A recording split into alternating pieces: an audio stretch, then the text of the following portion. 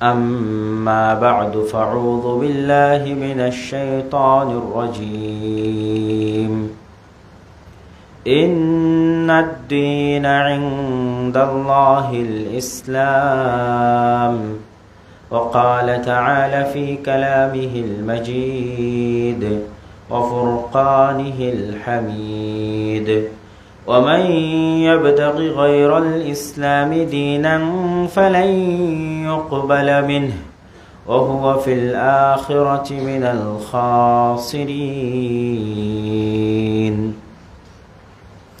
যাবতীয় প্রশংসা হামদ সানা মহাপরাক্রমশালী আল্লাহ সুবহানাহু ওয়া তাআলার জন্য। সকলেই বলে আলহামদুলিল্লাহ।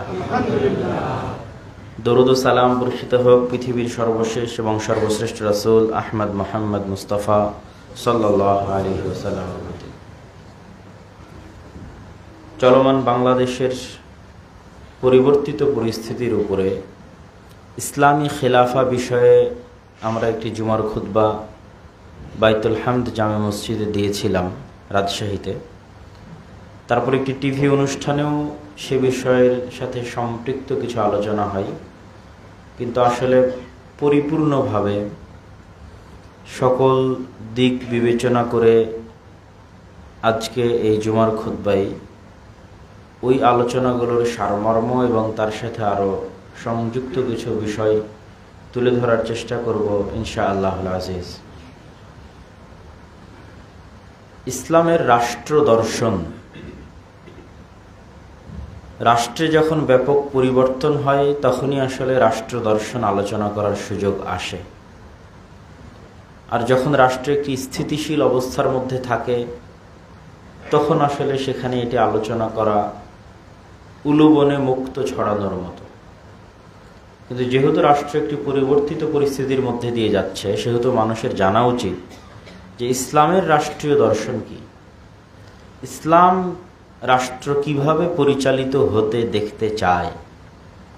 আমরা যে আয়াতটি পাঠ করেছি, আল্লাহ সুবহানাহু ওয়া তাআলা আয়াতে বলেছেন ইন্নাদ-দীনা ইনদাল্লাহিল ইসলাম।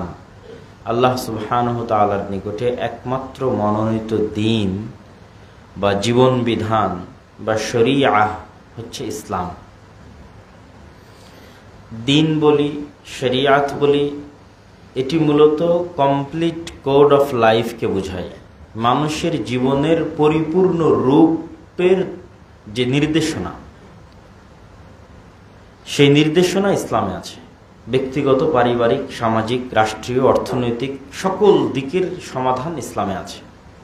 আল্লাহ সুবহানাহু ওয়া তাআলা আরো বলেছেন ওমান ইয়াবতাগি গায়রাল ইসলামি দীনা, যারা ইসলাম ব্যতীত আর অন্য কোনো কিছুতে সমাধান খুঁজবে তার ব্যক্তি জীবনের, পারিবারিক জীবনের, সামাজিক জীবনের, রাষ্ট্রীয় জীবনের, তাদের পক্ষ থেকে এটি গ্রহণ করা হবে না এবং তারা পরকালে ক্ষতিগ্রস্তদের অন্তর্ভুক্ত হবে। তাহলে অবশ্যই ইসলামের একটি রাষ্ট্রীয় সমাধান আছে, এবং সেটি বাদ দিয়ে যখন আমরা অন্য কোনো থিওরি, অন্য কোনো তন্ত্র মন্ত্রের পিছনে ছুটব, সেটি তাৎক্ষণিক খুব কল্যাণকর, খুব আনন্দদায়ক মনে হতে পারে, দীর্ঘস্থায়ীভাবে সেটিও ব্যর্থ। যেমন আমরা রক্তাক্ত জুলাই বা 5ই আগস্টের গণ অভ্যুত্থান এবং স্বৈরাচারের পতন, এটিকে অনেকেই বলছে বিপ্লব, কিন্তু আসলে এটি বিপ্লব নয়। এটি শুধুমাত্র সরকারের পরিবর্তন এবং সরকারের পতন। যেখানে হাজার হাজার লক্ষ লক্ষ মানুষ রাস্তায় নেমেছিল একটি নির্দিষ্ট স্বৈরাচারের কবল থেকে বাঁচতে, নির্দিষ্ট কোনো আদর্শ রাষ্ট্রে প্রতিষ্ঠা করতে নয়। বিপ্লব তখনই হয় যখন সবাই এক নির্দিষ্ট আদর্শে বিশ্বাসী এবং সেই নির্দিষ্ট আদর্শকে তারা প্রতিষ্ঠা করছে এবং সেটির লক্ষ্যে তারা ব্যাপকভাবে সফল, তখন সেটিকে বিপ্লব বলা যায়। কিন্তু এখানে বামপন্থী আছে, ডানপন্থী আছে, ইসলামপন্থী আছে, খেলাফতপন্থী আছে, হিন্দু আছে, সকল ধর্মবর্ণের মানুষ নির্দিষ্ট কোনো আদর্শ বাস্তবায়নে নয়, নির্দিষ্ট এক স্বৈরাচারের কবল থেকে বাঁচতে। এই জন্য এটি শুধুমাত্র সরকারের পতন, সরকারের পরিবর্তন, বিপ্লব নয়। এই জন্য সংবিধানও এটাই, সংবিধান মেনে রাষ্ট্রপতি বহাল রেখে এখানে শপথ পড়ানো হয়েছে, শপথ বাক্য পাঠ করানো হয়েছে। এবং গণতান্ত্রিক সিস্টেমের বাইরে যাওয়ার কল্পনা এই আধুনিক বিশ্বে, পশ্চিমাদের নিয়ন্ত্রিত বিশ্বে মানুষ কল্পনাও করতে পারে না। আর পশ্চিমাদের জন্য তাদের জন্য তাদের গণতন্ত্র কেন ঠিক সেটাও তুলে ধরব, কিন্তু আমাদের জন্য তারা গণতন্ত্র কেন চায় সেটি আমাদের জানা দরকার। আমাদের জন্য তারা গণতন্ত্র এই জন্য চায় যে গণতন্ত্র থাকলে ক্ষমতার পালা বদল করার সুযোগ থাকে, আর গণতন্ত্র না থাকলে ক্ষমতার পালা বদল করার সুযোগ থাকে না। তখন রিস্ক হলে পরিবর্তন করা খুব কঠিন হয়। এই জন্য রাজতন্ত্রও তারা পছন্দ করে না। যে কথার কথা সৌদি আরবের বর্তমান বাদশাহ যদি তাদের জন্য রিস্ক হয়, তাহলে যেহেতু সেখানে গণতন্ত্র নাই সেহেতু এটা তাদের জন্য অনেক কঠিন। আর গণতন্ত্র হলে মিডিয়ার কন্ট্রোলের মাধ্যমে, মানুষের ব্রেইনকে ম্যানিপুলেট করার মাধ্যমে, ফেসবুক, ইউটিউব, টুইটারের মাধ্যমে মানুষকে উস্কিয়ে দিয়ে যে কোনোভাবে একটা সরকার ফেলে দেওয়া যায়। এবং যখনই সরকার পড়ে তখন সেই শূন্যতা পূরণ করার জন্য তারা চলে আসে। এখানে দেখবেন যে এই জুলাই থেকে না আগস্ট পর্যন্ত রাস্তায় থাকা, শহীদ হওয়া, মারা যাওয়া বেশিরভাগই হয়তো ইসলাম মনা বা ইসলামকে ভালোবাসে এরকম মানুষ। কিন্তু তাদের এই কষ্টের ফসলটা কারা নিয়ে গেল? পশ্চিমারা। তাদেরই সরকার, তাদেরই সব কিছু। কেননা এইরকম যখন পরিবেশ তৈরি হয় তখন তারা সেখানে ঢুকে পড়ে এবং কিভাবে এই ফসলটা নিজেদের ঘরে নিয়ে যেতে হবে সেটাও তারা খুব ভালোভাবে জানে। তো আমরা যেটা আলোচনা করছিলাম যে গণতন্ত্র ইসলাম প্রতিষ্ঠায় কেন ব্যর্থ। ইসলামিক খেলাফত নাই পৃথিবীতে দীর্ঘ 100 বছর অতিক্রম হয়ে গেছে। এই দীর্ঘ 100 বছরে গণতন্ত্র দিয়ে ইসলাম প্রতিষ্ঠা করার চেষ্টা হয়নি তা বলছি না, বহুবার হয়েছে। এই 100 বছরের অভিজ্ঞতা প্রমাণ করে যে গণতন্ত্র ইসলাম প্রতিষ্ঠায় ব্যর্থ। তার সবচেয়ে বড় কারণ হচ্ছে থিওরি হিসেবে গণতন্ত্র ইসলামের সাথে যায় না। গণতন্ত্রে বলা হচ্ছে জনগণের শাসন প্রতিষ্ঠা করা হবে, কিন্তু আসলে জনগণের শাসন প্রতিষ্ঠিত হয় না, দলীয় শাসন প্রতিষ্ঠিত হয়। এবং জনগণের কাছে কোনো চয়েস থাকে না, হয় তাকে এই দল বেছে নিতে হবে, না হলে এই দল বেছে নিতে হবে। তাহলে এখানে কিভাবে জনগণের শাসন প্রতিষ্ঠিত হচ্ছে আমার বুঝে আসে না। যে সংজ্ঞায়িত করা হচ্ছে যে গণতন্ত্র মানে জনগণের দ্বারা জনগণের সরকার, এটা সম্পূর্ণ মিথ্যা কথা। দলের দ্বারা দলের সরকার, এবং জনগণের এতটুকুই চয়েস যে সে কোন দলকে বেছে নেবে, এতটুকুই তার চয়েস, তার শাসন করার চয়েস না। যদি সত্যিই জনগণের শাসন হতো তাহলে এটা উপর থেকে নয়, নিচ থেকে আসতো। একটা গ্রামের জনগণ একসাথে বসে সিদ্ধান্ত নিত যে আমাদের গ্রামের ইনি দায়িত্বশীল। সকল গ্রামের যে দায়িত্বশীল নির্ধারিত হবে তারা মিলে সিদ্ধান্ত নিত তার উপজেলার অমুক দায়িত্বশীল। উপজেলার দায়িত্বশীলেরা মিলে বসে সিদ্ধান্ত নিত তার জেলার অমুক দায়িত্বশীল। জেলার দায়িত্বশীলেরা বসে সিদ্ধান্ত নিত তার বিভাগের অমুক দায়িত্বশীল। বিভাগের দায়িত্বশীলেরা বসে সিদ্ধান্ত তার দেশের অমুক দায়িত্বশীল। এই রুট লেভেল থেকে যখন উপর দিকে আসতে থাকবে তখন এটা জনগণের শাসন। এটা ইসলামের শাসন আমি এটা বলতেছি না, কিন্তু এটা জনগণের শাসন। আর যখন আপনি উপর থেকে চাপিয়ে দিবেন, দুই দলের মধ্যে কোনো এক দলকে বেছে নিতে হবে, তাদের ক্ষমতা, তাদের সাপোর্ট, তাদের জনবল, তখন এখানে আমার এবং আপনার মতো আম জনসাধারণের কিছুই করার থাকে না। গণতন্ত্র আরো একটি কারণে ব্যর্থ, ইসলামের সাথে যায় না। তার সবচেয়ে বড় কারণ হচ্ছে ইসলামে আহলুল হাল্লি ওয়াল আকদ, যোগ্য ব্যক্তিকে ক্ষমতায় নিয়ে আসতে হবে পরামর্শের ভিত্তিতে। আর এখানে বাংলাদেশে পুলিশ হওয়ার জন্য যোগ্যতা লাগবে, আর্মি হওয়ার জন্য যোগ্যতা লাগবে, বিচারপতি হওয়ার জন্য যোগ্যতা লাগবে, ওসিডিসি হওয়ার জন্য যোগ্যতা লাগবে, শুধু মন্ত্রী মিনিস্টার হওয়ার জন্য যোগ্যতা লাগবে না। মানে সকল পর্যায়ে আপনি একটা ইউনিভার্সিটির টিচার দিবেন তাও যোগ্যতা লাগবে, স্কুলের টিচার দিবেন তাও যোগ্যতা লাগবে, কিন্তু আপনি দেশের দায়িত্ব নেবেন আপনার কোনো যোগ্যতার শর্ত নেই। যে কেউ রাস্তা থেকে আন্দোলন করে উঠে রাষ্ট্রের নেতা হয়ে যাবে, রাস্তা থেকে পলিটিক্স করে উঠে রাষ্ট্রের দায়িত্ব নিয়ে নেবে। এই জন্য গণতন্ত্রের এই থিওরির সাথে ইসলাম যায় না। ইসলাম চায় যোগ্য ব্যক্তি ক্ষমতায় আসুক, এই জন্য ক্ষমতার দ্বন্দ্ব তৈরি হওয়া ইসলাম চায় না। কেন গণতন্ত্রে হচ্ছে আপনাকে দায়িত্ব চেয়ে নিতে হবে। দায়িত্ব যখন চেয়ে নেবেন তখন অবশ্যই সেখানে গ্রুপিং তৈরি হবে, ক্ষমতার দ্বন্দ্ব তৈরি হবে। আর যখন পরামর্শের ভিত্তিতে কাউকে দায়িত্ব দিবেন, সবাই মিলে সিদ্ধান্ত নেবেন যে কে দায়িত্বশীল হবে। ঠিক যেভাবে এখন অন্তর্বর্তীকালীন সরকার গঠিত হয়েছে, অন্তর্বর্তীকালীন সরকারে কাদের ক্ষমতায় দিল, কারা আসলো, আমি এটা বিবেচনা করছি না, কিন্তু যেই পদ্ধতিতে সরকার তৈরি হয়েছে এটা হচ্ছে ইসলামের নির্বাচন পদ্ধতি, ইসলামের রাষ্ট্র পরিচালনা নির্বাচন পদ্ধতি। যে 3 সেনাবাহিনীর প্রধান, বিভিন্ন দলের নেতা, ছাত্র আন্দোলনের নেতা, তারা এক জায়গায় বসে সিদ্ধান্ত নিচ্ছে, পরামর্শ করছে আমরা কাকে রাষ্ট্রনেতা করতে পারি, সবচেয়ে যোগ্য ব্যক্তিকে। এটাই হচ্ছে ইসলামের রাষ্ট্র নেতা নির্ধারণের পদ্ধতি। এবং এই সিস্টেমে যতবার রাষ্ট্রের নেতা নির্ধারিত হবে ততবার অন্য যে কোনো গণতান্ত্রিক সময়ের চেয়ে দেশে শান্তি, শৃঙ্খলা, নিরাপত্তা বেশি বজায় থাকবে, গ্রুপিং কম হবে, যোগ্য ব্যক্তি ক্ষমতায় আসবে এবং যোগ্য ব্যক্তি দেশের দায়িত্ব নেবে। আমি জানি না কেন এইভাবে রাষ্ট্র ফরম হওয়ার পর আবার বারবার বলা হচ্ছে গণতন্ত্রের মাধ্যমে আমরা জনগণের কাছে ক্ষমতা হস্তান্তর করব। এটা তো ভুয়া কথা। গণতন্ত্রের মাধ্যমে আমরা মারামারি এবং গন্ডগোল তৈরির জন্য 2 সাপে কুমিরে এবং কি বলার নাম বেজিতে গন্ডগোল লাগানোর জন্য আমরা আবার অগ্নিগর্ভ তৈরি করার জন্য ক্ষমতা হস্তান্তর করব। হওয়া উচিত কি দেশের সবচেয়ে জ্ঞানীগুণী মানুষ মিলে একটা কাউন্সিল থাকবে, তারা পরামর্শ করে ঠিক আছে আপনি এখন পারছেন না, তার পরবর্তী ক্ষমতায় কে আসলো তাকে আমরা পরামর্শের ভিত্তিতে নির্ধারণ করব, ঠিক যেভাবে এখন হয়েছে, যে বিষয়ে আমরা প্রস্তাবনা দিব। তবে এই বিপ্লব বা অভ্যুত্থান পরবর্তী, বিপ্লব আমরা বলছি না, অভ্যুত্থান পরবর্তী দেশে এখন যে পরিবেশ এবং পরিস্থিতি তৈরি হয়েছে সেখানে আমাদের আরো কয়েকটি বিষয় মাথায় রাখতে হবে। যেহেতু বেশিরভাগ ক্ষমতায় যারা আছে তারা এনজিও শক্তি এবং পশ্চিমা সাপোর্টেড, সেহেতু এটা আশাই করা যায় যে তারা হয়তো দেশের ন্যায় নীতি ভালো করবে, অর্থনৈতিক উন্নয়ন ভালো করবে, কিন্তু যে জায়গাটা সবচেয়ে আশঙ্কা সেটি হচ্ছে সেকুলারিজম, সেটি হচ্ছে লিবারালিজম।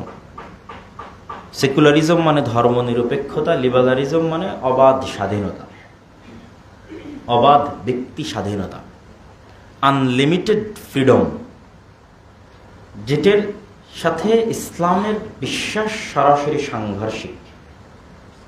বারবার দেখবেন যে জাতিসংঘ যখন কোনো স্টেটমেন্ট দেয়, আমেরিকা যখন স্টেটমেন্ট দেয়, তারা বারবার বলে যে আমরা ইনক্লুসিভ স্টেট চাই, অন্তর্ভুক্তিমূলক রাষ্ট্র চাই। তারা কোনো সময় টু দ্য পয়েন্ট আপনাকে ধরিয়ে দিবে না যে আমি এইটার দ্বারা এটা বুঝাচ্ছি পজিটিভ, যে আমি মাঝে মধ্যে বিভিন্ন বক্তব্যে বলেছি যে পজিটিভ ওয়েতে দাওয়াতি কাজ করা উচিত, নেগেটিভ না। এই কাজটা তারা কাজে লাগায়, যে তারা সবসময় পজিটিভ ওয়েতে দাওয়াতি কাজ করে, বলবে বৈষম্য মুক্ত অন্তর্ভুক্তিমূলক সমাজ চাই। কিন্তু এই অন্তর্ভুক্তিমূলক সমাজ মানে যে এখানে সমকামীদের অধিকার দিতে হবে, অন্তর্ভুক্তিমূলক সমাজ মানে যে এখানে জেনার অধিকার দিতে হবে, এটা কিন্তু সে বলবে না, কিন্তু এর মধ্যে এটা আছে। তো যেহেতু সে পজিটিভ ওয়েতে দাওয়াতি কাজ করবে সেহেতু সে এটা বলবে না, কিন্তু এটা বললে তো আপনারা ক্ষিপ্ত হয়ে যাবেন, আন্দোলন মিছিল মিটিং শুরু হয়ে যাবে। এই জন্য সবসময় বলবে আমরা চাই অন্তর্ভুক্তিমূলক রাষ্ট্র, যেখানে সবার অধিকার থাকবে, সবার অবাধ স্বাধীনতা থাকবে। এই বলতে বলতে বলতে ও সমকামীদের কি অধিকার নাই? তখন তো আপনি এতক্ষণ ভেবে আসলেন যে না, সবার অধিকারের কথা বলা হচ্ছিল, কত সুন্দর, তাই এখন সমকামীদের অধিকারের কথা বলা হচ্ছে, তখন আপনার টনক নড়বে। তো এই জন্য এই ধরনের মুখরোচক বলি থেকে আমাদের সতর্ক থাকতে হবে আগে থেকে, পূর্ব থেকে, যেন আমাদের দুর্বলতার সুযোগ নিয়ে কেউ ইসলাম বিরোধী কোনো কিছু এই দেশে ব্যাপকভাবে বাস্তবায়ন, প্রচার এবং প্রতিষ্ঠা করার সুযোগ না পায়। সেক্ষেত্রে সেকুলারিজমও আমাদের শত্রু, লিবারালিজমও আমাদের শত্রু। সেকুলারিজম মানে ধর্মনিরপেক্ষতাবাদ, মানে রাষ্ট্রের সাথে ধর্মের কোনো সম্পর্ক নেই, আমরা অসাম্প্রদায়িক ধর্মবিহীন রাষ্ট্র চাই। ভাই, এই একটা স্লোগান দিয়েই তো গত 15 বছর আমাদের উপর জুলুম করা হয়েছে। তো তুমি আবার সেই ফ্যাসিস্টকে পতন করে আবার তুমিও তো একই স্লোগান দিচ্ছ, তুমিও বলতেছো যে রাষ্ট্রের সাথে ধর্মের কোনো সম্পর্ক রাখা যাবে না, অসাম্প্রদায়িক বাংলাদেশ চাই, এই চাই, এই চাই, অনেক কথা। তো এইগুলো তো যিনি আগে ছিলেন তিনিও চাইতেন, তিনিও তো সবসময় সেকুলারিজমের দাস দিয়ে আয়না ঘর তৈরি করেছে। তাহলে মূল কালপ্রিট কে? মূল কালপ্রিট 15 বছর যারা শাসন করলো তারা, না যে আদর্শ, যে সেকুলারিজমে বিশ্বাস করে তারা শাসন করেছে সেইটা? সেকুলারিজম মূল কালপ্রিট, সেকুলারিজমে আয়না ঘর তৈরি করেছে। সেকুলারিজমে শত শত মানুষকে গুম করেছে, এটা বলতে পারতে হবে, এটা আমাদের আওয়াজ, এটা আমাদের উঠাতে হবে, বলতে হবে। অতএব তুমি আবার আজকে নতুন করে ওই একই দার্স আমাদেরকে দিচ্ছ যে আমি এটা করব, এটা করব, এটা করব, এটা তো হবে না। অবশ্যই রাষ্ট্রের সাথে ইসলামের সম্পর্ক রয়েছে, যেটা আমরা যেই বাক্য দিয়ে আলোচনা শুরু করেছি যে ইন্নাদ দীনা ইনদাল্লাহিল ইসলাম ওয়া মান ইয়াবতাগি গায়রাল ইসলামি দীনা, যে আল্লাহ সুবহানাহু ওয়া তাআলার নিকটে কমপ্লিট কোড অফ লাইফ হচ্ছে ইসলাম। রাষ্ট্রের সকল সমস্যার সমাধান ইসলামে আছে। তো যে বিষয়টা আমরা তুলে ধরতে চাচ্ছিলাম, যে যদিও হয়তো আমার কথা কিছু অগোছালো হতে পারে, তো তারপরও প্রতিটা পয়েন্ট টাচ করার চেষ্টা করব, যে ডেমোক্রেসি কেন পাশ্চাত্য বিশ্বে তাদের জন্য স্যুট করে, সফল, আর কেন আমাদের জন্য ব্যর্থ। প্রথম কথা, যেহেতু তারা সুপার পাওয়ার, সেহেতু তাদের উপর ইনফ্লুয়েন্স করার কেউ নাই। আর যেহেতু আমরা সুপার পাওয়ার নই, সেহেতু আমাদের উপর ইনফ্লুয়েন্স করার অভাব দুনিয়াতে নাই। আমাদের পার্শ্ববর্তী দেশ থেকে শুরু করে, চায়না থেকে শুরু করে আমেরিকা পর্যন্ত সবাই আমাদের প্রতি ইনফ্লুয়েন্স করবে, এটাই স্বাভাবিক। তো এই জন্য আমাদের এখানে স্থিতিশীল শাসন লাগবে। আর যেহেতু তারাই সুপার পাওয়ার, তাদের উপর কেউ ইনফ্লুয়েন্স করবে না। এটা 1 নম্বর কারণ গণতন্ত্র সেখানে স্যুট করার। 2 নম্বর কারণ, সেখানকার প্রতিষ্ঠানগুলো শক্তিশালী। আমাদের প্রতিষ্ঠান ধ্বংস। এই সমস্ত দেশে, ভারত, পাকিস্তান, বাংলাদেশে প্রতিষ্ঠান চলে না। এই গণতান্ত্রিক পালা পট পরিবর্তনের কারণে এই প্রতিষ্ঠানগুলো চলে না, এই ভারত, পাকিস্তান, বাংলাদেশের মতো দেশে। আর এই গত 15 বছরের পর তো প্রতিষ্ঠান সম্পূর্ণ নাই হয়ে গেছে। যেমন পুলিশ বাহিনীর কথা যদি বলেন, নাই, এই প্রতিষ্ঠানটা এখন নাই, অস্তিত্বহীন। অথচ এই পুলিশ বাহিনী ইংল্যান্ডে সবচেয়ে শক্তিশালী, আমেরিকাতে সবচেয়ে শক্তিশালী। ক্ষমতায় ডোনাল্ড ট্রাম্প কি ক্ষমতায় বাইডেন, পুলিশ বাহিনীর কাছে এটা দেখার বিষয় নয়। সে তার মতো তার কার্যক্রম সে চালিয়ে যাবে। বিচার বিভাগ স্বাধীন, ওই প্রতিষ্ঠান মজবুত, কে ক্ষমতা এটা দেখার বিষয় নয়, তার মতো সে কাজ করে, ফাংশন করে। কিন্তু আমাদের মতো দেশগুলোতে এই সমস্ত বড় বড় প্রতিষ্ঠানগুলো ধ্বংস হয়ে গেছে। এই সমস্ত ধ্বংসশীল প্রতিষ্ঠানের উপর দাঁড়িয়ে গণতন্ত্র চলে না, বরং দেশে অস্থিতিশীলতা বিরাজ করবে এবং রাজনৈতিক অস্থিতিশীলতার কারণে অর্থনৈতিক অস্থিতিশীলতা তৈরি হবে। এখানে আরো একটি বিষয় আমাদের মাথায় রাখতে হবে, সেটি হচ্ছে আমরা তাহলে কি করতে পারি, বা ইসলামী খেলাফা তাহলে কিভাবে প্রতিষ্ঠিত হতে পারে। তার আগে আরেকটু কথা বলে নেই যে ইসলামী খেলাফা বলতে আমরা কি বুঝাই, ইসলামী রাষ্ট্র দর্শন বলতে কি। ইসলামের রাষ্ট্র দর্শনের ছোট্ট কয়েকটা মূলনীতি আছে, যা আমি এর আগের বক্তব্যগুলোতে বিস্তারিত স্পষ্ট করেছি দলিল সহ। সংক্ষিপ্ত যদি বলি, তাহলে ইসলামের রাষ্ট্রীয় দর্শন হচ্ছে ক্ষমতার চিরন্তন চিরস্থায়ী মালিকানা একমাত্র আল্লাহর। বাকি সবাই যারা আসবে এরা ক্ষণস্থায়ী ক্ষমতার মালিক, কেউ চিরস্থায়ী নয়। 2 নম্বর হচ্ছে আল্লাহর নিকটে সকল মানুষ সমান। এখানে কালো সাদা, তারপরে হচ্ছে আপনার ধর্ম বর্ণ, কোনো কিছুর ভেদাভেদ মানুষের ব্যক্তিগত মানবাধিকার, তার সামাজিক অধিকার প্রদানের জন্য আল্লাহর নিকটে নাই। সবাই আল্লাহ সুবহানাহু ওয়া তাআলার নিকটে সমান, মানে এটি ইসলামী রাষ্ট্রের কাছে, মুসলিম রাষ্ট্রের কাছে তার সকল নাগরিক সমান, তার ন্যূনতম অধিকার পাওয়ার জন্য। এবং কোনো প্রকারের বর্ণ বৈষম্য এবং কোনো প্রকারের রং, গোত্র, দল, এই বৈষম্য জায়গা ইসলামে নাই, ইসলামী রাষ্ট্রে নাই। 3 নম্বর হচ্ছে ইসলামী রাষ্ট্রের সবচেয়ে বড় মূলনীতি হচ্ছে এখানকার ভিত্তি হতে হবে ন্যায়পরায়ণতা। ইসলামী রাষ্ট্রের মূল ভিত্তি ন্যায়পরায়ণতা।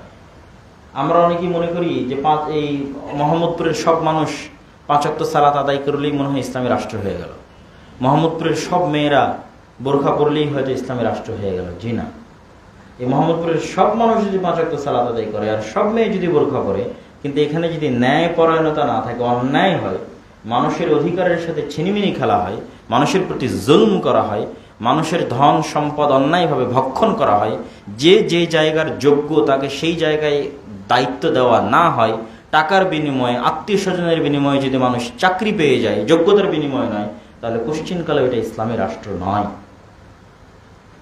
আল্লাহ সুবহানাহু ওয়া তাআলা এই পুরো পৃথিবী পরিচালনা করছেন একটাই মাত্র মূলনীতি দিয়ে, যে তিনি ন্যায়পরায়ণ, আর ন্যায়পরায়ণতা তিনি বাস্তবায়ন করবেন। এবং এটা তার ওয়াদা, যে পৃথিবী সৃষ্টির শুরু থেকে নিয়ে কিয়ামত পর্যন্ত plus plus plus minus minus minus হতেই থাকবে।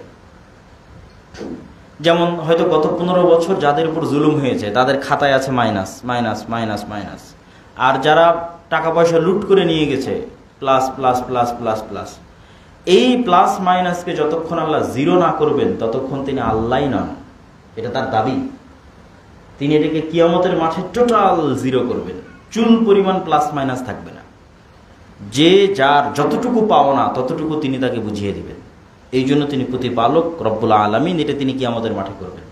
তাহলে কি বোঝা গেল? আল্লাহ সুবহানাহু ওয়া তাআলার কাছে সবচেয়ে বড় মূলনীতি হচ্ছে তিনি ন্যায় পরায়ণ। তিনি তার সাথে সম্পৃক্ত সকল গুনাহ ক্ষমা করবেন, কিন্তু মানুষের সাথে সম্পৃক্ত গুনাহ ক্ষমা করবেন না কেন? তার ন্যায় পরায়ণতে ত্রুটি আসতে পারে এই জন্য। এবং নবী রাসূল যত দুনিয়াতে পাঠানো হয়েছে, সেই সমস্ত নবী রাসূলেরা পরে গিয়ে সালাত আদায় করেছে, পরে গিয়ে সিয়াম শিখেছে, কোরআন শিখেছে, কিন্তু জন্মগত তারা সত্যবাদী এবং ন্যায় পাবে, জন্মগত। আর এই দুইটা জন্মগত বৈশিষ্ট্য ছাড়া তাদেরকে নবী বানানো হয়। রাসূল সাল্লাল্লাহু আলাইহি সাল্লাম 40 বছর পরে যখন আল্লাহ তাকে সালাত শিখিয়েছে, কোরআন শিখিয়েছে, হজ শিখিয়েছে, তখন তিনি করেছেন। কিন্তু এই জন্মের পর থেকে 40 বছর পর্যন্ত তিনি জন্মগত সত্যবাদী এবং ন্যায়পরায়ণ। তাহলে ইসলামের সবচেয়ে বেসিক মূলনীতি হচ্ছে ন্যায়পরায়ণতা, যেটা থাকলে ইসলামী রাষ্ট্র আছে, না থাকলে ইসলামী রাষ্ট্র নাই। এবং আমাদের সবচেয়ে বড় সমস্যা হচ্ছে ন্যায়পরায়ণতা আমাদের না মসজিদে আছে, না মাদ্রাসায় আছে, না আমাদের ইসলামী দলগুলোতে আছে, না সংগঠনগুলোতে আছে। এই জন্য আমরা ইসলামী রাষ্ট্র প্রতিষ্ঠার যোগ্য নয়। ইসলামী রাষ্ট্র প্রতিষ্ঠার যোগ্য হতে হলে সর্বাগ্রে আমাদের যে ছোট্ট ছোট্ট প্রতিষ্ঠানগুলো আছে, মসজিদ একটা প্রতিষ্ঠান, মাদ্রাসা একটা প্রতিষ্ঠান, দল একটা প্রতিষ্ঠান, এগুলোতে বেসিক মূলনীতি বাস্তবায়ন করতে হবে, ন্যায়পরায়ণতা। যে আপনার বেশি চামচামি করবে তাকে আপনি পদ দিয়ে দিবেন, যতই ইসলামী দল হোক, তাহলে তো আপনার ন্যায়পরায়ণতা থাকলো না। যতই সালাত আদায় করে, ন্যায়পরায়ণতা থাকলো না, তাহলে আপনি ইসলামী রাষ্ট্র পালনের যোগ্য নন, প্রতিষ্ঠার যোগ্য নন। চতুর্থ বেসিক মূলনীতি হচ্ছে ইসলামে মানুষের জীবনের হেফাজত সকল বিধি বিধান নিয়ম নীতির ঊর্ধ্বে। সকল হালাল হারাম হয়ে যেতে পারে, সকল হারাম হালাল হয়ে যেতে পারে মানুষের জীবন বাঁচাতে। মানুষের জীবন বাঁচানোর ঊর্ধ্বে ইসলামে কোনো হুকুম নাই আল্লাহ সুবহানাহু ওয়া তাআলার পক্ষ থেকে, এর উপরে কোনো হুকুম নাই। শুকরের গোশত খাওয়া হারাম, জীবন বাঁচানোর জন্য যদি কেউ খেয়ে নেয় তার জন্য গুনাহ হবে না।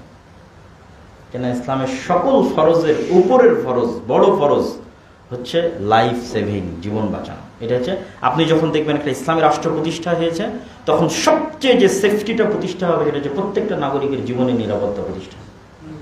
ইসলামী রাষ্ট্র যে কতটা স্বর্ণ, কতটা মহান, কতটা কল্যাণমূলক, তা আমরা তো আমাদের জীবনে দেখতে পেলাম না, দেখতে পাচ্ছি না। কিন্তু অতীতের ইতিহাস যদি ঘেটে দেখেন, এগুলো কিসের গণতন্ত্র? এরকম হাজার গণতান্ত্রিক রাষ্ট্র, লক্ষ সমাজতান্ত্রিক রাষ্ট্র, লক্ষ ধর্মনিরপেক্ষতাবাদী রাষ্ট্র একজন মানুষকে, মুসলমানকে আমি বলিনি, একজন হিন্দুকে, একজন বৌদ্ধকে, একজন খ্রিস্টানকে যেই পরিমাণ অর্থনৈতিক অধিকার, যেই পরিমাণ মানবিক অধিকার দিতে পারবে, ইসলামী খেলাফা বা ইসলামী রাষ্ট্র প্রতিষ্ঠা হলে তার চেয়ে হাজার গুণ, লক্ষ গুণ, শতগুণ বেশি প্রত্যেক মানুষের মানবিক অধিকার, অর্থনৈতিক অধিকার, জীবনের অধিকার নিশ্চিত হবে এবং সুরক্ষিত হবে। এই মূলনীতিগুলো ইসলামের মধ্যে আছে, দেওয়া আছে যে কিভাবে ইসলামী রাষ্ট্র প্রতিষ্ঠিত হবে, পরিচালিত হবে। কিন্তু এখন আমাদের প্রশ্ন আসতে পারে যে এই জিনিসগুলো তো আমরা বুঝলাম যে ইসলামী রাষ্ট্র অনেক সুন্দর, সেখানে ন্যায়নীতি থাকবে, জীবনের সুরক্ষা থাকবে, এগুলোই সবচেয়ে টপ প্রায়োরিটি পাবে।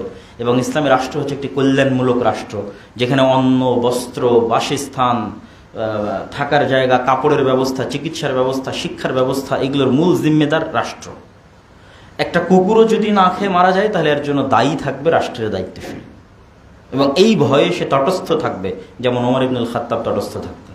কোনো নাগরিক গৃহহীন অবস্থায় যদি থাকে 1 সেকেন্ডের জন্য, এর জন্য দায়ী রাষ্ট্র। ইসলামী রাষ্ট্র একটি কল্যাণমূলক রাষ্ট্র ব্যবস্থা, যেই কল্যাণটা শুধু মুসলমানের জন্য নয়, পৃথিবীর সকল মানুষের জন্য। এর চেয়ে বেস্ট রাষ্ট্র পরিচালনার থিওরি পৃথিবীতে কোনোদিন আসেনি, ভবিষ্যতেও কোনোদিন আসবে না। চলমান আমেরিকা এবং ইংল্যান্ডেও যদি ইসলামিক খেলাফার সিস্টেম বাস্তবায়ন করা হয়, ইংল্যান্ড এবং আমেরিকার মানুষেরা বেশি আরামে, বেশি শান্তিতে, বেশি নিরাপদে থাকবে এখন তারা যে শান্তিতে, যে নিরাপদে, যে আরামে আছে। কেননা তাদের ইংল্যান্ড এবং আমেরিকায় যারা বসবাস করে তাদের সবচেয়ে বড় ধোকার জায়গাটা তুলে ধরে অনেক ইসলামী রাষ্ট্র সেখানে বাস্তবায়ন হলে অনেক পরিবর্তন আসবে, কিন্তু সবচেয়ে বড় পরিবর্তন কি আসবে সেটা একটু বলি।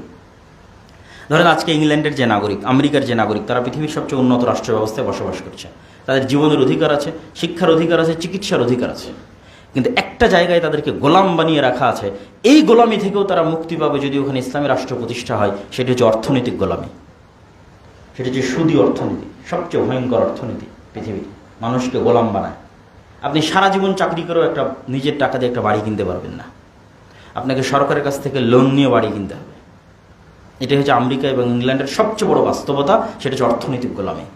বাহ্যিকভাবে মনে হচ্ছে আপনি খুব স্বাধীন আছেন, বাট আপনি ইকোনমিক্যালি একজন গোলাম, দাস। এই অর্থনৈতিক গোলামি থেকেও ইংল্যান্ড এবং আমেরিকার মানুষ মুক্তি পাবে যদি তারা তাদের দেশে ইসলামী রাষ্ট্র বাস্তবায়ন করে।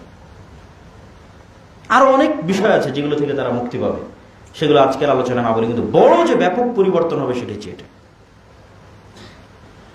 এখন আপনারা প্রশ্ন করবেন যে অনেক আলোচনা, অনেক লেকচার শুনলাম, কিন্তু ইসলামী রাষ্ট্র বা ইসলামী খেলাফা প্রতিষ্ঠিত হবে কিভাবে? যতক্ষণ অন্য সিস্টেমগুলো পরিপূর্ণ ব্যর্থ না হচ্ছে ততক্ষণ পর্যন্ত নতুন সিস্টেম প্রতিষ্ঠিত হওয়ার সুযোগ নাই। কেননা ইসলামে কম্প্রোমাইজ করার সুযোগ নাই। ইসলামে কম্প্রোমাইজ করলে এটা ইসলামের দুর্নাম। আমি আজকে গণতান্ত্রিক সিস্টেম বহাল রেখে ইসলামের নামে ক্ষমতায় গেলাম, আমাকে কম্প্রোমাইজ করতে হবে।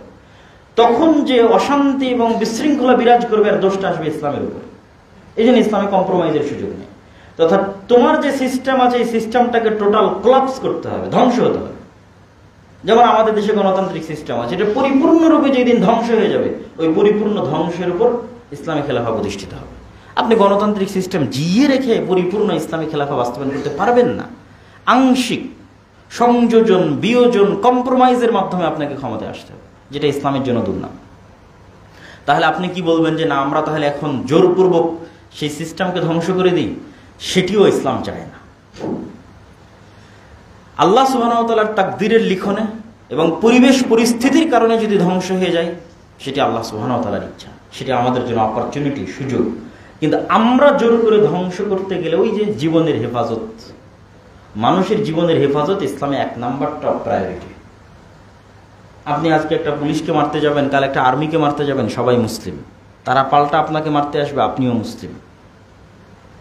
তাহলে আপনাকে পরিবেশ তৈরি করতে হবে, আপনার প্রস্তুতি থাকতে হবে, ন্যায়পরায়ণতা, ন্যায়নিষ্ঠা, ইনসাফ নিজেদের মধ্যে বাস্তবায়নের মাধ্যমে, এটা হচ্ছে 1 নাম্বার প্রস্তুতি। নিজেদের মধ্যে বাস্তবায়নের মাধ্যমে ইসলামী রাষ্ট্র কোনোদিন প্রতিষ্ঠা হওয়ার সুযোগ আসলে যেন আপনারা বাস্তবায়ন করতে পারেন। সুযোগ আসবে কখন? যখন সিস্টেম কোলাপস হবে। সিস্টেমকে কোলাপস হতে দিবে না কে? যতদিন আমাদের পাশ্চাত্য গডফাদাররা আছে ওরা সিস্টেম কোলাপস হতে দিবে না। গণতন্ত্র পরিপূর্ণ ধ্বংস হোক এটা তারা চায় না, কেন তারা জানে গণতন্ত্র পরিপূর্ণ ধ্বংস হয়ে গেলে এখানে আর একমাত্র থিওরি যেটা এই দেশ পরিচালনা করবে সেটা খেলাফা।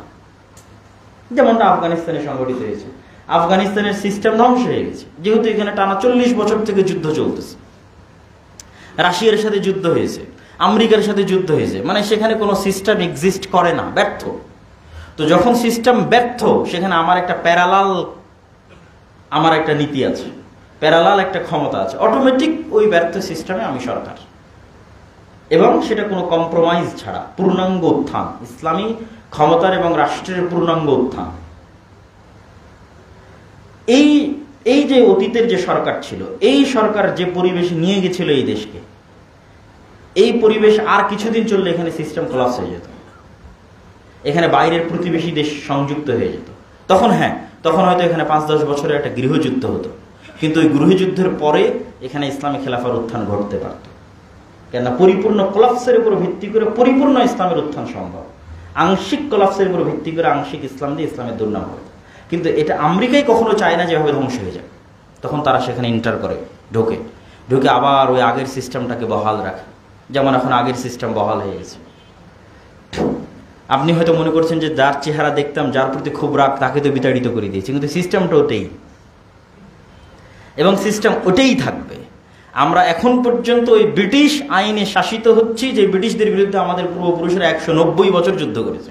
ভাই, আমাদের দ্বারা 15 বছর সহ্য করতে পারিনি আমরা। আপনি কল্পনা করেন যে আমাদের বাপদাদারা 190 বছর ব্রিটিশদের অধীনে গোলামি করেছে এবং তাদের বিরুদ্ধে জেহাদ করেছে, তাহলে কত বেশি সবর এবং ধৈর্য তাদের ছিল।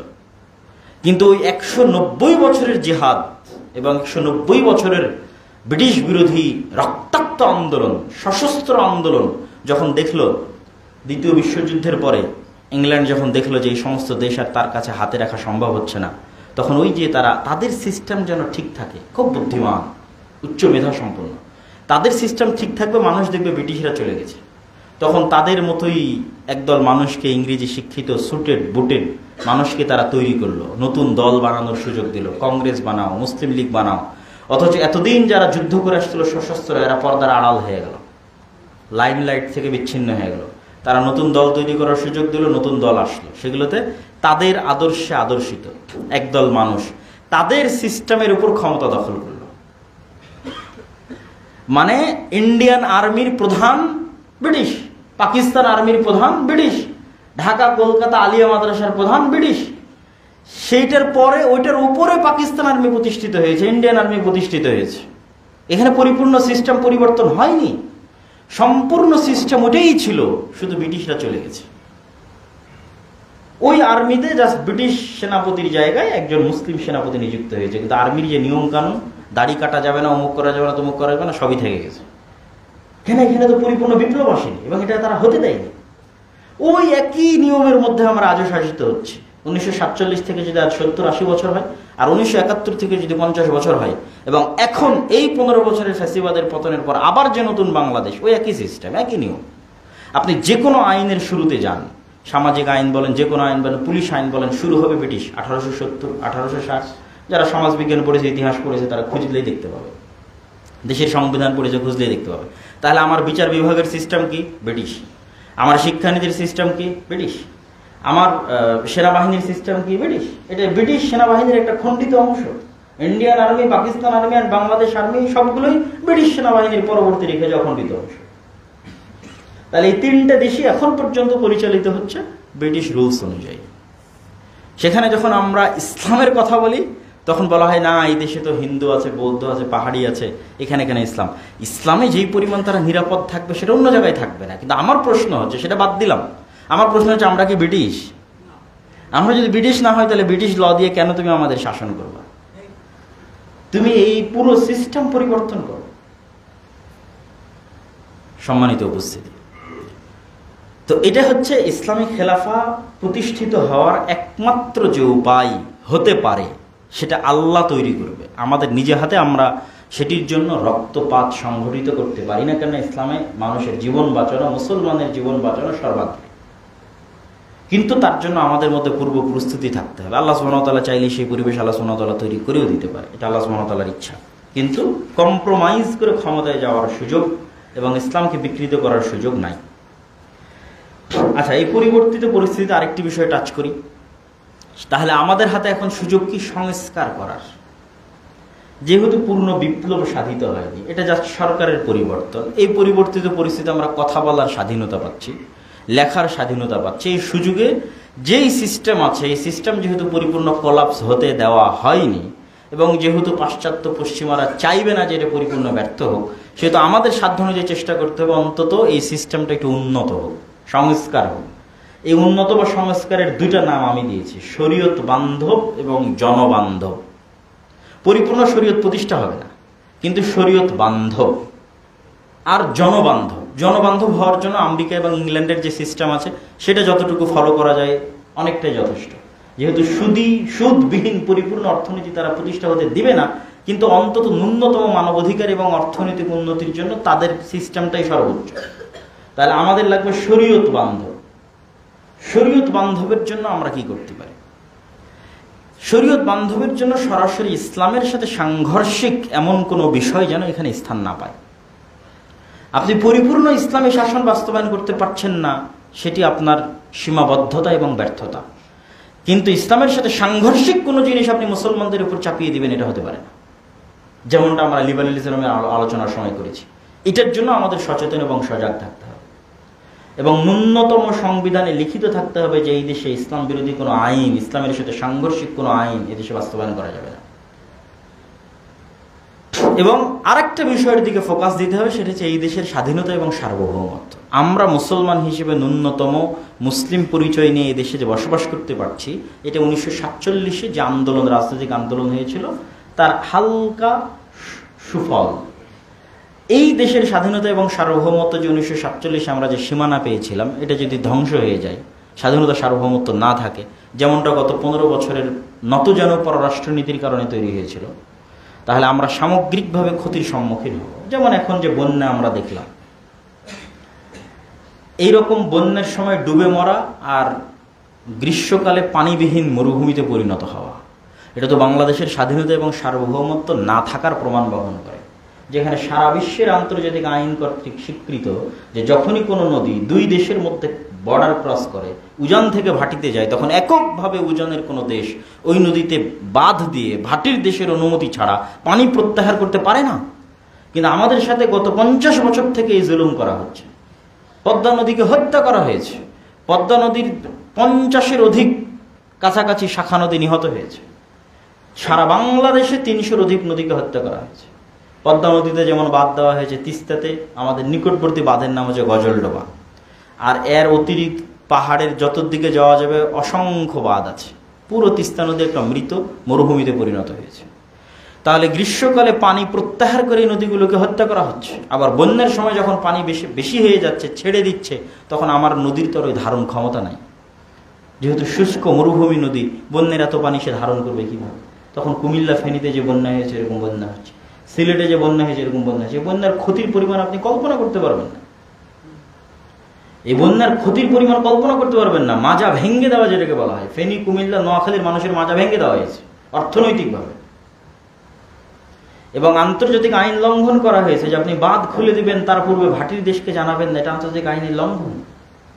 তাহলে এই দেশের স্বাধীনতা সার্বভৌমত্ব যতক্ষণ শক্তিশালী না হচ্ছে, ততক্ষণ আমি আমার কোনো অধিকারী, রাষ্ট্রীয় কোনো অধিকারী আমি পাবো না, এবং আমাদেরকে ব্যাপক এবং সুদীর্ঘ এক গোলামির মধ্যে জীবনযাপন করতে হবে।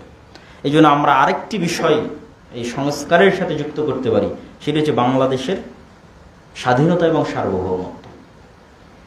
1996 সালের পানি বন্টন চুক্তি অনুযায়ী 52টা ভারত এবং বাংলাদেশের মধ্যে যে নদী আছে তার পানির ন্যায্য হিস্সা অনুযায়ী বন্টন হতে হবে। অথচ 30 বছর পার হয়ে যাচ্ছে, এখন পর্যন্ত আর গঙ্গা বা পদ্মার পানি চুক্তি ছাড়া আর কোনো চুক্তিই হয়নি, তিস্তারও হয়নি। শুধু তাই নয়, বাংলাদেশের অভ্যন্তরে যখন বাংলাদেশ পানি সংরক্ষণের জন্য কোনো উদ্যোগ নেয়, সেটা তো ভারত বাধা দেয়। যেমন তিস্তায় বাধা দেওয়া হয়েছে, পাংশা উপজেলায় একটা ব্যারেজ তৈরি করার উদ্যোগ নেওয়া হয়েছিল, সেটা 2016-17 সালে বাধা দিয়ে বন্ধ করে দেয়। এরকম অসংখ্য বাধা আছে। তাহলে বাংলাদেশের স্বাধীনতা এবং সার্বভৌমত্ব তার একটি বড় বিষয়। নাহলে এই দেশে আপনার যে বাজার আছে, গার্মেন্টসের বাজার আছে, এই দেশে আপনার যে অর্থনৈতিক উন্নতির বাজার আছে, এগুলো সব ধ্বংস করে দেওয়া হবে। ব্যবসা প্রতিষ্ঠান, শিল্প প্রতিষ্ঠান ধ্বংস করে দিয়ে পাশে কি বাজারের অভাব আছে? অভাব নাই। ভারত এক বৃহৎ দেশ, চায়না আছে। সুতরাং এই জায়গায় কোনো শিল্প এবং ব্যবসায়িক প্রতিষ্ঠান গড়ে না উঠুক, এটা তারা চাইবে স্থায়ীভাবে দেশকে পরাধীন করে দেওয়ার জন্য। তো এই জিনিসগুলো আমরা সংস্কার করতে পারি, চলমান সরকারের কাছে আমরা সংস্কার হিসেবে চাইতে পারি। এবং ন্যূনতম ইসলামের কাছাকাছি এই সংসদীয় গণতন্ত্রের চাইতে প্রেসিডেন্ট পদ্ধতির যে নির্বাচন, যে সারা বাংলাদেশের মানুষ ভোট দিয়ে একজন প্রেসিডেন্টকে নির্বাচন করবে, তিনি তার ইচ্ছামতো তার পরিষদ গঠন করবেন, এবং দ্বিকক্ষ বিশিষ্ট সংসদ থাকবে, যাতে যেহেতু জনগণের নির্বাচনে যারা আসতেছে তারা অযোগ্য আসতেছে, অশিক্ষিত আসতেছে, মূর্খ আসতেছে, কেননা দলীয়, আমি যেটা গণতন্ত্রের ব্যর্থতা আগেই তুলে ধরেছি। তো এটাকে কিছুটা কমানো যায় কি, যখন আপার হাউস থাকে, যেখানে দেশের শিক্ষিত জ্ঞানীগুণী মানুষেরা ভোটের ভিত্তিতে নয়, তাদের যোগ্যতার ভিত্তিতে আপার হাউসের অন্তর্ভুক্ত হবে। তাহলে অন্তত এইটার যে দুর্বল বা ক্ষতিকর দিক আছে সেটিকে অনেকটাই কমানো যায়। তো এই বিষয়গুলো আমাদের আলোচনার মধ্যে নিয়ে আসতে হবে এবং এই বিষয়গুলো সংস্কারের মধ্যে নিয়ে আসতে হবে। নিয়ে এসে আমরা চাই যে চলমান যে সরকার যারা দায়িত্ব নিয়েছে তারা অন্তত রাষ্ট্রের জন্য কল্যাণকর যে সংস্কারগুলো আছে সেই সংস্কারগুলো তারা করুক। এবং আমি বিশ্বাস করি ব্যক্তিগতভাবে যে অর্থনৈতিক যে সংস্কারগুলো হবে এগুলো ভালো হবে, কল্যাণকর হবে। কিন্তু আমাদের আতঙ্ক এবং আশঙ্কার জায়গা হচ্ছে লিবারেলিজম এবং সেকুলারিজমের নামে আরও হয়তো পরে, এখন থেকে কিছু কিছু আওয়াজ পাওয়া যাচ্ছে তারা কিছু এই দেশে অন্তর্ভুক্ত করতে পারে, ইনক্লুসিভ স্টেট, অন্তর্ভুক্তিমূলক রাষ্ট্রের নামে। এটার জন্য আমাদের শক্ত আওয়াজ এবং ভূমিকা থাকতে হবে, যেন এই দেশে সরাসরি রাষ্ট্র এই ইসলাম বিরোধী কোনো কিছু বাস্তবায়ন করার সুযোগ না পায়। বক্তব্যের সামারি বলি, বক্তব্যের সারমর্ম হচ্ছে ইসলামের নিজস্ব রাষ্ট্রের দর্শন আছে, রাষ্ট্র পরিচালনা, সেটির নাম খেলাফা, এবং এটা পৃথিবীর সর্বশ্রেষ্ঠ রাষ্ট্র পরিচালনার দর্শন। এবং আজকের আমেরিকা এবং আজকের ইংল্যান্ডের মানুষেরাও আরও বেশি শান্তি, নিরাপত্তা, স্বাধীনতা, অর্থনৈতিক উন্নতি ভোগ করবে যদি তারা তাদের দেশে ইসলামী খেলাফা বাস্তবায়ন করে। এটা হচ্ছে আমাদের আলোচনার সবচেয়ে বড় সারমর্ম, এবং এটা আমাদের জন্য এটি হওয়া উচিত। কিন্তু এটা আমাদের মোড়লেরা হতে দিবে না, এবং তারা সিস্টেম জিইয়ে রাখবে, সিস্টেম ধ্বংস হতে দিবে না। আর সিস্টেম যদি আল্লাহ সুবহানাহু ওয়া তাআলা চান তো ধ্বংস হয়ে যেতে পারে, এবং ধ্বংস হলে তার উপরে ইসলামী খেলাফা রাষ্ট্র ব্যবস্থা প্রতিষ্ঠিত হতে পারে। তবে তার জন্য আমাদের দোয়া লাগবে এবং আমাদের পূর্ব প্রস্তুতি। আমাদের পূর্ব প্রস্তুতি কি? আমাদের মধ্যে ন্যায় পরায়ণতা লাগবে। অন্য কিছু বলিনি আমি, অনেক কিছুই আছে আমাদের মধ্যে, সালাত, সিয়াম, হজ, যাকাত সবই আছে। আগের সরকারের সব ওসিডিসির 60-70% নামাজি ছিল, হাজি ছিল, ওমরাকারী ছিল, কিন্তু ন্যায় পরায়ণতা ছিল না।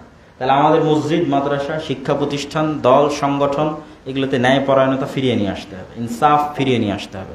তাহলে আল্লাহ সুবহানাহু ওয়া তাআলা আমাদের উপর দয়া করে তিনি আমাদের দায়িত্ব দিতে পারেন। যেমন আল্লাহ সুবহানাহু ওয়া তাআলার একটা আয়াত পড়ে যদি আজকের বক্তব্য শেষ করতে চাই, ওয়া'আদাল্লাহু আল্লাযীনা আমানু মিনকুম ওয়া আমিলুস সালিহাত, আল্লাহর ওয়াদা যারা ঈমান আনয়ন করে এবং সৎ কাজ করে তাদের জন্য আল্লাহর ওয়াদা, যে লা ইস্তাখলিফান্নাহুম ফিল আরজ, আল্লাহ তাদেরকে পৃথিবীতে রাষ্ট্রীয় ক্ষমতায় অধিষ্ঠিত করবেন।